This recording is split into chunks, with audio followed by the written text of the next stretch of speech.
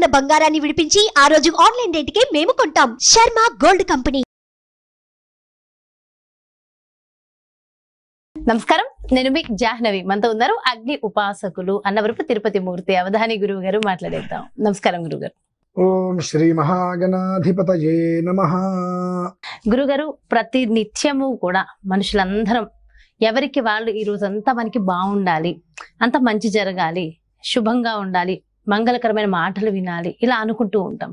అయితే ఆ రోజు మొత్తం బాగుండాలి అంటే రోజు మొదలు పెట్టినప్పుడు మనం ఏ మాటలు వింటామో, ఏవి చూస్తామో, దాన్ని బట్టే ఆ రోజు ఆధారపడి ఉంటుంది అని మన పెద్దలు చెప్పేవారు అని అంటూ ఉంటారు కదా గురుగారు. అయితే మీరు మీ మాటల్లో ఆ రోజు ఏ విధంగా మనం మొదలు పెడితే రోజు మొత్తం బాగుంటుంది అనేది చెప్పాలి అంటే శాస్త్ర ప్రకారం ఏం చెప్తారు గురుగారు? తప్పకుండా అమ్మా. ఆ రోజు మనకు అంతా బాగానే ఉండాలి, బాగుండాలి అనుకునేటప్పుడు మనం ఆ రోజు చేసేదంతా పుణ్యమై ఉండాలి. పుణ్యమై ఉండాలి. ఈ రోజుల్లో సాధ్యమే ఇది కలియుగం. మరి కలియుగంలో పుణ్యం చేయడం సాధ్యం కాదున్నప్పుడు అంతా బాగుండాలని అడగడం కూడా సాధ్యం కాని విషయం కదా. అయ్యో గురుగారు, మనం చేసేది పుణ్యం లేనప్పుడు మనకు అంతా మంచి కావాలి ఎలా మనం కోరుకుంటున్నాం? ధర్మంగా అన్నారు కాబట్టి చెప్తున్నాను. మనం ఏదో కొంచెం మంచి చేసేసి కొంచెం పుణ్యం చేసుకొని అంతా మంచి కావాలనుకునే దానికన్నా కొంచెం పుణ్యం చేసుకున్నప్పుడు చేసుకున్నంత వరకు నేను సుఖంగా ఉండేది చూస్తుంటే అంటాం ధర్మం. కానీ మనం అంతా మనకు మంచి జరగాలి అనుకున్నప్పుడు మనం చేసుకున్నంతా మంచి అవ్వాలి కదా. మనం పుణ్యం ఎక్కడ చేస్తున్నాం? అంతగా పోనీ ఎంత చేస్తున్నాం? 100లో 10% పుణ్యం చేసుకుంటున్నామా? చేసుకోవట్లా. 100కి 10% కూడా ఏ రోజు మనం పుణ్యం చేయట్లా. అదేంటంటే రోజు నేను దేవుడికి దండం పెడతా కదండి, గుళ్ళకి వెళ్తా, గోపురాలు, ఇదా?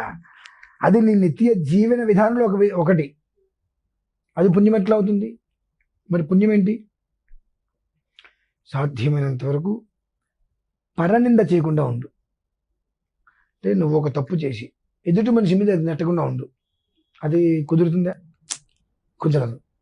మరి నువ్వు తప్పు చేసావు నీకు తెలిసి, కానీ ఎదుటి మనిషి మీద గైలాడుతున్నావు కదా, అది ధర్మం కాదని, నువ్వు చేసింది పాపం అని నీకు తెలుసు కదా, కానీ అది పుణ్యమని, అది ధర్మమని ఎలా అనుకుంటున్నావు? ఎదుటి మనిషిని నిందించి నేను పుణ్యం చేశా కాబట్టి నాకు అంతా మంచి జరగాలని ఎలా ఆశిస్తున్నావు? అంటే మనకు మనం తెలుసుకోవాల్సింది. అంటే ఇదెందుకు అసలు విషయం చెప్తా, ఇదెందుకు చెప్తున్నాను అంటే, మనకంతా మంచి జరగాలి, అంతా మంచి కావాలి అని కోరుకుంటే మనం కనీసం కొంచెమైనా పుణ్యం చేసుకోవాలి. ఆ కనీసం పుణ్యం చేసుకోకుండా మనకంతా మంచి కావాలనుకుంటే అది జరగదు, అది అడగకూడదు కూడా. ఇంకపోతే 2, అంతా పుణ్యం అంటే కేవలం పరనింద చేయకుండా ఉండు. ఆత్మస్థుతి, నేనంత గొప్పవాడిని, నువ్వు ఇంత వెధవి, ఈ 2 వద్దు. ఈ 2 చేసుకోకుండా ఉంటే నువ్వు పుణ్యం సంపాదించినట్టే. ఆత్మస్థుతి, పరనింద చేయకుండా ఉన్నావు అంటే నువ్వు పుణ్యం సంపాదించినట్టే. ఈ 2 చేయకుండా ఉంటావా? ఉండవు. కాబట్టి నీకు నాకంతా మంచి కావాలని కోరుకునే అర్హత కోల్పోయావు అక్కడ.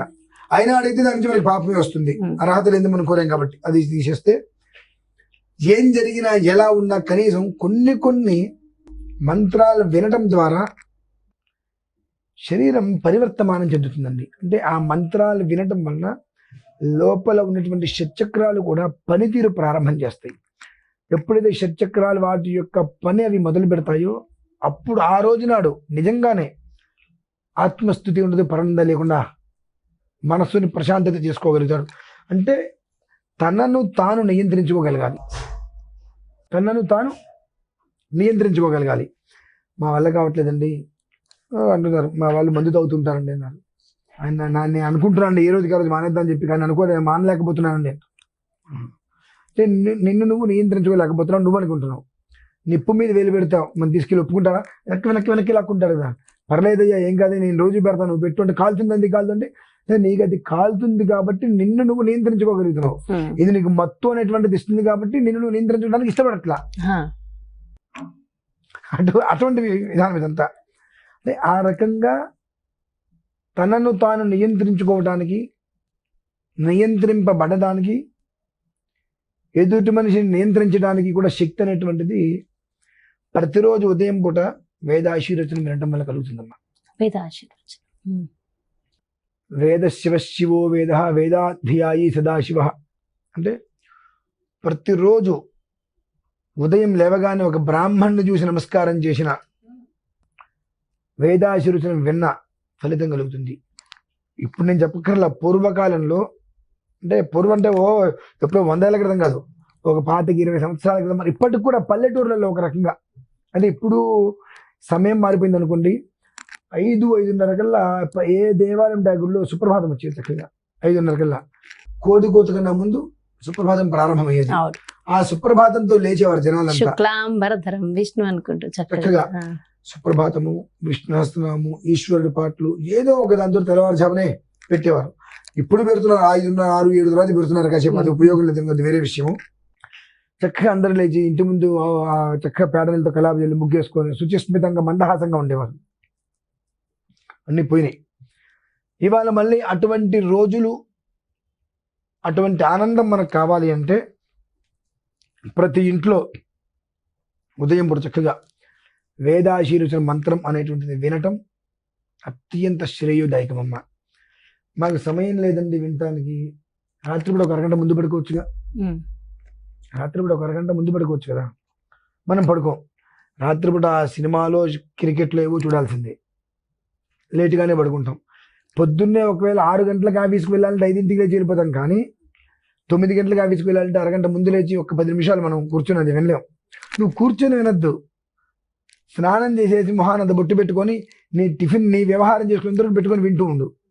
చెవులు అనేటువంటిది శంఖానాదం లాగా ఓంకార మంత్ర సంయుక్తం నిత్యం ధ్యాయంతి యోగినః కామదం మోక్షదం తస్మై ఓంకారాయ నమో నమః. ఆ ఓంకార మంత్రం అనేటువంటిది బీజ సమాయుక్తం ఏ రకంగా అయితే ఉంటుందో ఆ రకంగా పొద్దున్నే లేవగానే వెంటనే ఆ బ్రష్ చేసుకోవడం కానీ ఏదైనా సరే బాత్రూంలోకి వెళ్ళి లేవగానే బాత్రూంలోకి వెళ్ళాలి, బ్రష్ చేసుకోవాలి, స్నానం చేసి బయటికి రావాలి. ఎప్పటివరకు నువ్వు 2 గంట కనిపించవు, బయటికి రాగానే ఆన్ చేసుకో. అది వింటూ దేవుడి దగ్గర దీపారాధన చేసుకుని ఇష్టం వచ్చినట్టు చేసుకో. ఆ 5-10 నిమిషాలు అది వినగలిగితే ఆ ఒక్క ఆనందం వేరండి. ఇప్పుడు ఈ వేదాశీర్వచనం తర్వాత నాకు ఒక విషయం గుర్తొచ్చింది. ఏంటంటే అండి, ఈ పెళ్లిళ్ళల్లో వాటిల్లో కూడా వేదాశీర్వచనాలు చేస్తుంటాం. ఎంత దారుణమైన సంస్కృతికి దిగదార్చారంటే, వేదాశీర్వచనము అంటే ఒకటి, వివాహం పూర్తయిన తర్వాత ఆ దంపతులకి వేదాశీర్వచనం కావాలంటే వేద పండితుల ఒక గృహానికి తీసుకువెళ్ళి ఆశీర్వచనం అక్కడ చేయించాలి. 2, ఆలయానికి తీసుకెళ్ళి ఆలయ దర్శనం చేయించి అక్కడ ఆశీర్వచనం చేయించాలి. అది ధర్మం కదండి. కళ్యాణ మండపానికి పిలిపించేసేసి గంట ముందే వచ్చి కూర్చోబెడతారు. వీళ్ళు ఇక్కడ కూర్చుంటారు, కెమెరామ్యాన్లు కానీ వాళ్ళు వీళ్ళు తన్నుకుంటూ రాసుకుంటూ చూసుకుంటూ పోతూ ఉంటారు. వాళ్ళు పెళ్లి అనేటువంటి ఒక తంతు చేసుకుంటూ ఎంత పాపకర్మను మూటగట్టుకుంటున్నారా భగవంతుడు అనుకుంటా. ఏం కర్మ పట్టింది, ఏం దరిద్రం పట్టింది, ఏం ఇది వాళ్ళకి అంత దౌర్భాగ్యం దేనికి? పిల్లవంగానే తిరుపతి వెళ్తున్నారుగా పసుబట్టలతోటే, మరి పసుబట్టలతో దాటకూడదని తెలుసుగా, పసుబట్టలతో దూరాభారాలు వెళ్ళకూడదని తెలుసు కదా. మరి అదే పసుబట్టలు తిరుపతి వెళ్తున్నారుగా, కొండెక్కుతున్నారుగా, దర్శనం చేసుకోవాలనుకుంటున్నారుగా. అంటే స్వామివారి దర్శనానికి స్వామివారు మీ దగ్గరకు వస్తున్నారా, మీరు స్వామివారి దగ్గరికి వెళ్తున్నారా? మనకు ఆశీర్వచనం కావాలి, మనం వెళ్ళి ఆశీర్వచనం తీసుకోవాలా, మన దగ్గరికి పిలిపించుకుని ఆశీర్వచనం తీసుకోవాలా?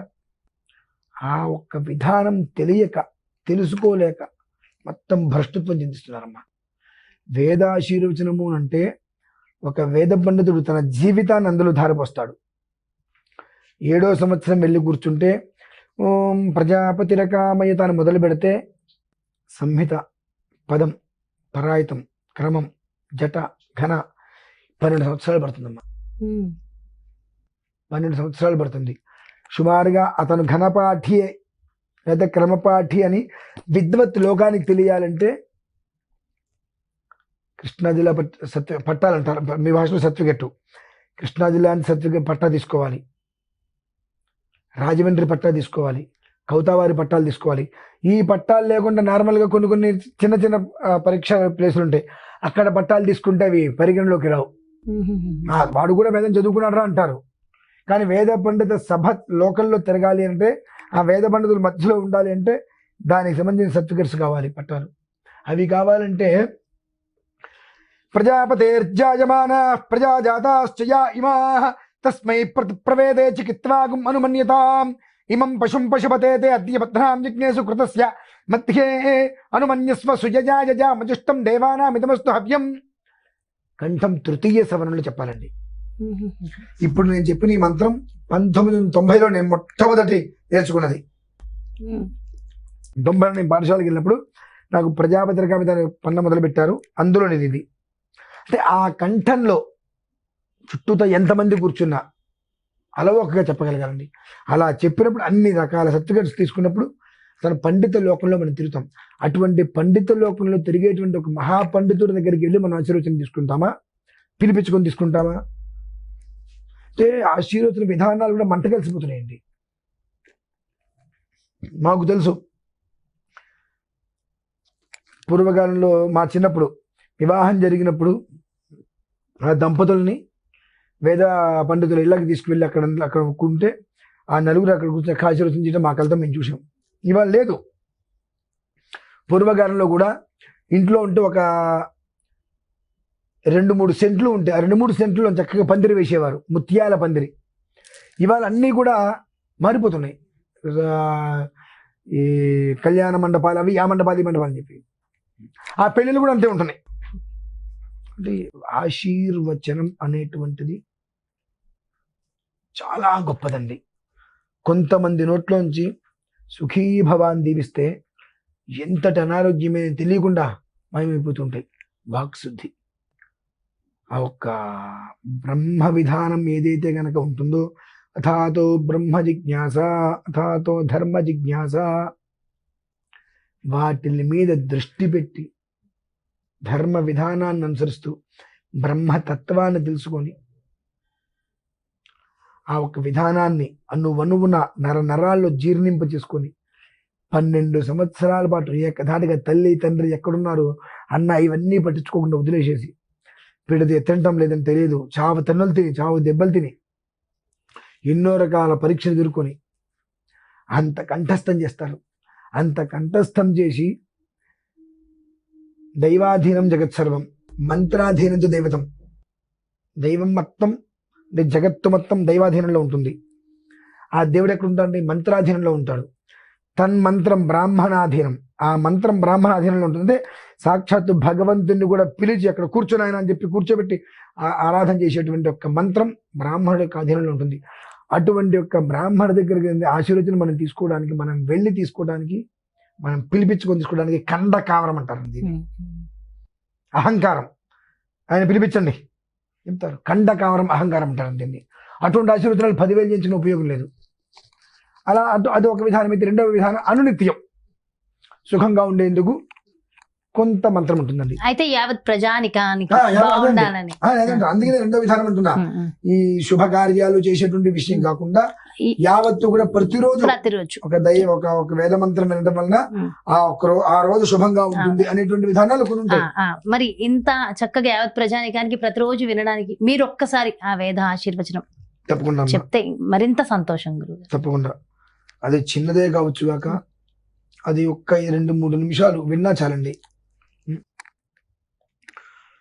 ఓం యో వైతాం బ్రహ్మణో వేద అమృతేన వృతాం పురీం తస్మై బ్రహ్మ చ బ్రహ్మా చ ఆయుః కీర్తిం ప్రజాన్ దధుః భాగధేయేనైవైనం ప్రణయతి బ్రాహ్మణ ఆరుషేయ ఉద్ధరేతు బ్రాహ్మణో వై సర్వా దేవతాః సర్వాభిరేవైనం దేవతాభిరుద్ధరతి తీర్వై దేవతాస్తాః సర్వా వేదవితి బ్రాహ్మణే వసంతి తస్మాత్ బ్రాహ్మణేభ్యో వేదవిభ్యో దివే దివే నమస్కుర్యాన్నాస్త్రీలం కీర్తయేదేతా ఏవ దేవతాః ప్రీణాతి పర్యాప్త్యా అనంతరాయాయ సర్వస్తోమోతిరాత్ర ఉత్తమమహర్భవతి సర్వస్యాప్త్యై సర్వస్య జిత్యై సర్వమేవ తేనాప్నోతి సర్వం జయతి శతం జీవ శరదో వర్ధమాన ఇత్యభిర్గమో భవతి శతమితి శతం దీర్ఘమాయుర్మరుత ఏనావర్ధయంతి శతమేనమేవ శతాత్మానం భవతి శతమనంతం భవతి శతమైశ్వర్యం భవతి శతమితి శతం దీర్ఘమాయు ఆయుర్దాగ్నేహ విశోజుషానో ఘృత ప్రతీకో ఘృతయో నిరేధి ఘృతం పీత్వా మధుచారుగప్యం పితేవ పుత్రమభిరక్షత దిమం పశ్యతి పుత్రం పశ్యతి పౌత్రం ప్రజయా పశుభిర్మిథునైర్జాయతే యస్యైవం విదుషోగ్నిహోత్రం జుహ్వతి యౌచైన దేవం వేద.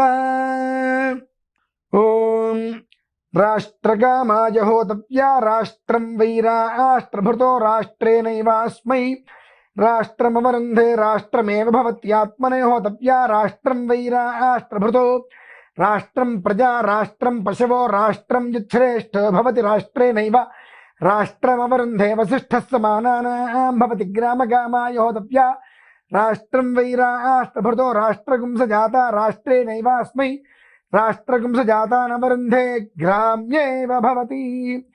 శతమానం భవతి శతాయుః పురుషశ్చతేంద్రియ ఆయుష్యేవేంద్రియే ప్రతితిష్ఠతి. రోచనో రోచమానశోభనశోభమానః కళ్యాణః. దీన్ని నిత్యము కూడా అనునిత్యము వినవలసిన ఆశీర్వచనం అండి. ఈ రాష్ట్రకామాయ హోతవ్య అని మనకు ఎన్ని రకాలుగా అనుసంధానంగా ఉంటాయో మన వాళ్ళు ఎన్నో రాష్ట్రాలు ఉంటుంటారు. ప్రతి ఒక్క రాష్ట్రంలో ఎక్కడ ఏ రాష్ట్రంలో ఎవరు ఉంటే ఆ రాష్ట్రంలో ఆ ఒక్క గ్రామ ప్రజలందరూ కూడా క్షేమంగా ఉండాలి. నేను ఉండాలి, నా తండ్రి ఉండాలి, నా పిల్లలు ఉండాలి, నా బావగారు ఉండాలి, నా అక్కయ్య ఉండాలి, నా తాతయ్య ఉండాలని కాదు. నా రాష్ట్రంలో నా గ్రామంలో యశ్రేష్ఠభవతి గ్రామ్యే భవతి వచ్చింది చివరిలో. నా రాష్ట్రంలో నా గ్రామంలో నా పరిసరాల్లో అందరూ కూడా క్షేమంగా ఉండాలని చెప్పి ప్రతి ఒక్క మనిషి కోరుకోవడం. కానీ నిజంగా మన సనాతన ధర్మం ఎంత గొప్పది, ఋషులు ఎంత గొప్పవారంటే ఒక్కొక్క మంత్రంలో ఆ బీజాక్షరాలు ఉంటాయి, ఆ వైబ్రేషన్స్ ఉంటాయి. అవి తెలియకుండా మనం అబ్జర్వ్ చేసుకుంటే, మీరు ఇప్పుడు చదువుతున్నప్పుడు ఈ మంత్రం వింటున్నప్పుడు అసలు నరాలు పులకించిపోవడం అంటారు చూడండి, అలాంటిది ఒక మంచి వైబ్రేషన్ గురువు గారు. నరాల్లో కాదు, నేను ఎవరైనా దీని మీద రీసెర్చ్ చేసే వాళ్ళు ఉంటే నా ఎదురుగుండా కూర్చోమనండి. నేను ఆపకుండా ఒక 48 నిమిషాలు పారాయణ చేస్తూనే ఉంటాను. ఆ పారాయణ చేసేటువంటి సమయంలో వాళ్ళని ఎన్ని రకాల మైక్రోఫోన్ సంథింగ్ టెస్ట్ చేసుకోమని తెచ్చుకొని నా పెదాల నుంచి మొదలుపెట్టి చెప్తుంటే 5 నుంచి 6 అంగుళాల వరకు, 7 అంగుళాలు మ్యాక్సిమం ఆ శబ్ద తరంగాలు అనేటువంటిది మనకు మెరుపులు వస్తాయి. ఉరుములు మెరుపులు వచ్చినప్పుడు ఆ మెరుపు తీగలు ఏ రకంగా అయితే కనుక సన్నగా వచ్చి వెళ్ళిపోతుంటాయో అలా శబ్ద తరంగాలు అనేటువంటిది మనం ఆ మంత్ర విధానం అనుసరించినప్పుడు ఈ యొక్క స్వరాలు స్వరితం అనుదాత్తం ఉదాత్తం అంటే పైకి చెప్పే మంత్రం, కిందకి చెప్పే మంత్రం, మధ్యకి చెప్పే మంత్రాలు ఉంటాయి. దాని విధానాన్ని అనుసరించి స్వరాక్షర పదవృత్త వర్ణాలని ఎక్కడ ఏది ఏ రకంగా పలకాలో ఆ రకంగా పలికి చెబుతున్నప్పుడు ఆ స్వరయుత శబ్ద తరంగాలు అనేటువంటి వాళ్ళకి కనిపిస్తాయి. 7 అంగుళాల వరకు ముందు వాళ్ళు మైక్రో ఆ ఫోన్లో చూస్తే ఒక రకమైనటువంటి కలర్స్లో కనీసం ఒక 7 రంగులు ఇంద్రధనుస్సు లాగా అది మిశ్రమంతో ఆ మెరుపుల లాగా అది వైబ్రేషన్ చూడగలుగుతారండి. ఎంత శక్తివంతమైనది, అంత గొప్పది మన మంత్రం. అండ్ వేద ఆశీర్వచనం గురించి అద్భుతంగా వివరిస్తూ వేద ఆశీర్వచనాన్ని మన వ్యూవర్స్ అందరికీ, యావత్ ప్రజానికానికి కూడా చక్కగా వినిపించారు. థ్యాంక్ యూ సో మచ్ గురువు గారు. నమస్కారం. సో ఇదండి ఎంతో చక్కటి విషయ పరిజ్ఞానం, ప్రతి ఒక్క మనిషి ప్రతి ఒక్క మానవాళి ఖచ్చితంగా తెలుసుకోవాల్సిన అంశం. వేద ఆశీర్వచనం ప్రతి ఒక్కళ్ళ ఇంట్లో ప్రతిరోజు వినవలసిన అద్భుతమైన మంత్రం. ఇది వినడం వల్ల సకల శుభాలు సమకూరుతాయి అనడంలో ఏమాత్రం సందేహం లేదు. అండ్ ఇది మన ఋషులు, మన సనాతన ధర్మం నుంచి వచ్చింది, మన ఇతిహాసాల నుంచి వచ్చింది. సో ఖచ్చితంగా ఎంతో చక్కటి విషయ పరిజ్ఞానము, చక్కటి వేద ఆశీర్వచనము ఈ వీడియో ద్వారా వీక్షించాం కదా. మరో చక్కటి ప్రత్యేకమైన కార్యక్రమంతో మళ్ళీ మీ ముందుకు వచ్చేస్తాను. మరి అదేవిధంగా మీ యొక్క జాతకానికి సంబంధించి కానీ, లేదంటే మీ ఇంటి వ్యాపార వాస్తుకు సంబంధించి కానీ, లేదంటే గురువు గారు ప్రత్యేకంగా నిర్వహించేటటువంటి ప్రత్యేకమైన పూజలు, హోమాలు, వ్రతాలు, ఎలాంటి కార్యక్రమంలో మీరు పాల్గొనాలన్నా, లేదంటే గురువు గారు అద్భుతంగా నిర్మించేటటువంటి శివాలయానికి సంబంధించి ప్రత్యక్షంగానో పరోక్షంగానో మీరు కూడా పాల్గొనాలి, గురువు గారు అపాయింట్మెంట్ కావాలి అనుకుంటే క్రింద డిస్ప్లే అవుతున్నటువంటి నెంబర్స్కి కాల్ చేయండి. నమస్కారం.